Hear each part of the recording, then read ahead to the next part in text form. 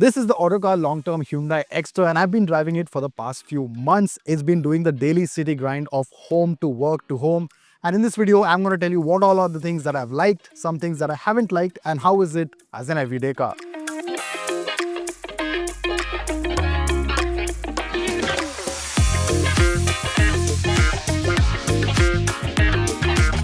Starting with the first good bit is the exterior. Not really the design because design is slightly subjective. However, I do like the upright nose, I like the edge pattern headlamps, and I like the way the front is done. The rear will take a bit of getting used to. That said, they've just launched a night edition commemorating its 1 year into the market, and that in an all black looks really nice.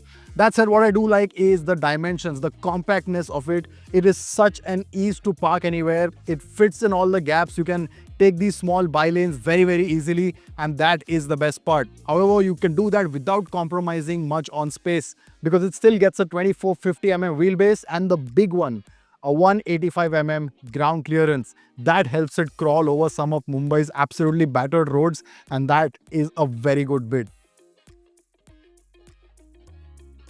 Now inside the Hyundai Exter, it is the typical Hyundai, packed with features. You have your sunroof, nice big screen, Apple CarPlay, Android Auto. But the feature I like the most is the availability of charging ports. You have a USB-C port, 2 USB-A ports and a charging pad as well. And what that means is at the same time, I can charge my smartwatch, my AirPods, and even have space for a GoPro along with my mobile on the wireless charging pad. It really is a lot that you can charge with this car, and in this age of digital everything, it is an absolute vital. The other thing is the driving position. It certainly doesn't feel like a small hatchback. You do feel like you're seated in a slightly elevated position. It's not a typical SUV, but it still is a bit above the ground from your typical hatchbacks, and that's always nice, especially when it comes to visibility and when you're in traffic.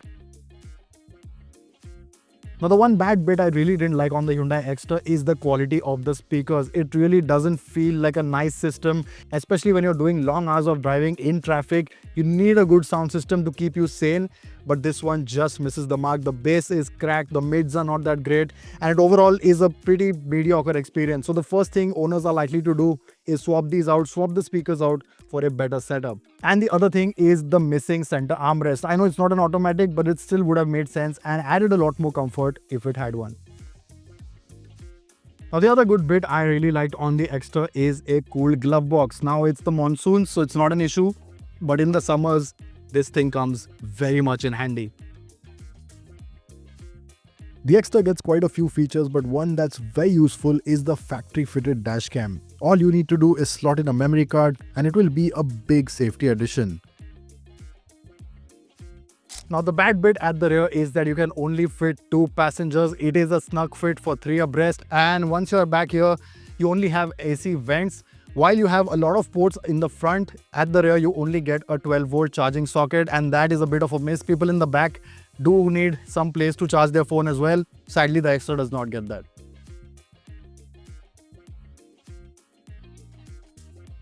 Now, the Exter is solely available with a 1.2-litre naturally aspirated petrol engine, the same one that you see on the Grand i10 Neos. 82 horsepower engine, and to be honest, refinement is not a problem, but where it does struggle sometimes is the quick overtakes. Power delivery is very linear, and that's not enough sometimes. If you have a gap that you have to make, overtaking trucks and big lorries is not a problem, but when you are on the highway, you want to make a quick pass, it does tend to take its own sweet time. That's a bad bit for me. And adding to that bad bit is also the weak fuel efficiency.